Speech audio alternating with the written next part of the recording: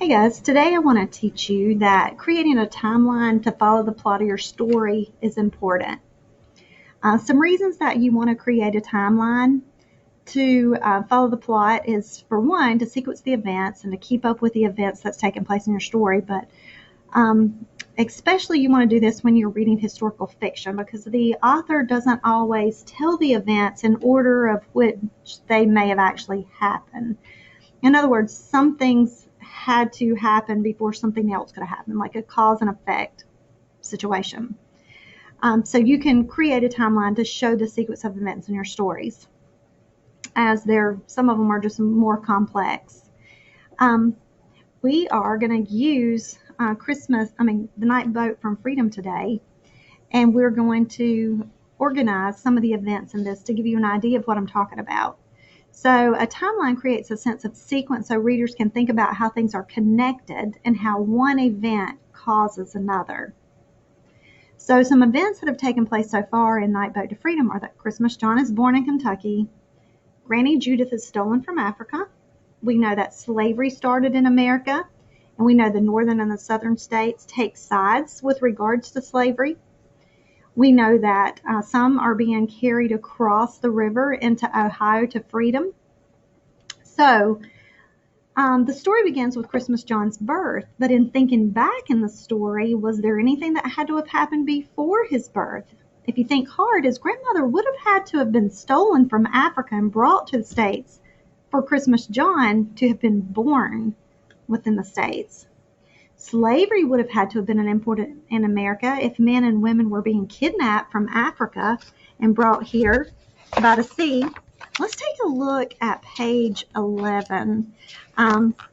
This is where we had stopped. On page 11, you can see this is Christmas John, and he's taken Molly across the river to freedom in the boat. It's real dark. All the next day, my mind saw the overseer laying the rawhide on my back if I got caught. So he's thinking that if he gets caught, he's going to be whipped. But then I saw Molly's big sad eyes watching me. So after dusk settled, I found the old boat hidden by the Kentucky station master in the woodsy part of the river bottom. The boat was so weathered, I prayed it would keep us safe as Molly slipped in by me. So across the river, there had to be freedom, and the states had to be divided. Some were slave states, some were free. So in order for all of this to happen, way over here on our timeline behind this little circle, slavery had to be an issue in America. And then the next thing that would have happened out of all these events was that Granny Judith would have been kidnapped from Africa to be brought to America to become a slave. Then once the northern and the southern states take sides with regards to slavery, then you have your free states and then you have your slave states. And so Granny Judith knew about this, and she was planning for to help people escape slavery into freedom. Then Christmas John would have been born in Kentucky. So even though the author portrays Christmas John being born in Kentucky, that's one of the first things that we're told. It's not actually the first thing that actually happened. So you want to take what you know, and then you want to prioritize that and put it in order on a timeline so you can see how each event caused the next event to happen. Then John starts to take people across the river into Ohio. So when you read historical fiction, notice if the author jumps forward or backward in the story, and then to help you deepen your thinking, jot down the events in order on a timeline. So you're going to use a timeline that I've created for you that can help you to even summarize your book later. So here's what your notebook entry looks like today. You are going to put the book title here, and then you're going to begin a timeline to track the events in your book as you read.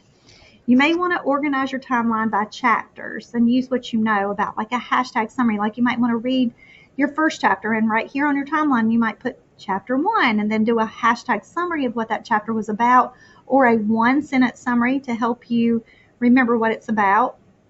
And then you can do chapter 2 and then chapter 3 and chapter 4. You can use this vertical timeline that I've created for you, or you can delete that altogether and you can go to tools and you can find the drawing tool. Maybe it wasn't tools. I thought it was tools. Might have been insert. There it was. It's insert. You want to use the drawing tool. And once you click on that, it gives you options on what you can do. If you want to do a new drawing, it's going to look like this. And then you can choose lines. Let's say I want to use this line. Then I can come here. If I click on that and I click here, and then you can make this line as big as you want, or you can turn it this way. You can turn it this way. You can do any way you want. Okay. So I am going to just, might make me save that. I don't know. Okay. We'll take that off. There you go. So this is what you're going to do today. You're going to start a timeline of events. If you have already sailed through a couple chapters, you're going to want to go back and talk this through with your book club, and you're going to want to add chapter 1, your hashtag summary, chapter 2, chapter 3, and then you're going to submit this to me. If you're doing this from home, you will do this independently. You won't have your book club to talk through. You will just submit it in your Canvas when you finish. And then when you get back to school on Thursday, if you're doing this at home, then you guys can discuss what your timeline looks like. And if you want to alter it any, you can. And just remember that you have your slides that you're going to be creating. And there is a slide where you'll create a timeline, and you can use these events to help you. Once you're finished reading the book, you're going to want to look back through all of these events and then order them like we just did with how all these things had to happen before Christmas John was born, even though the book started out telling us first that Christmas John was born. So you're going to want to put those events in order for your timeline that you're going to display on your actual slides. All right, have fun.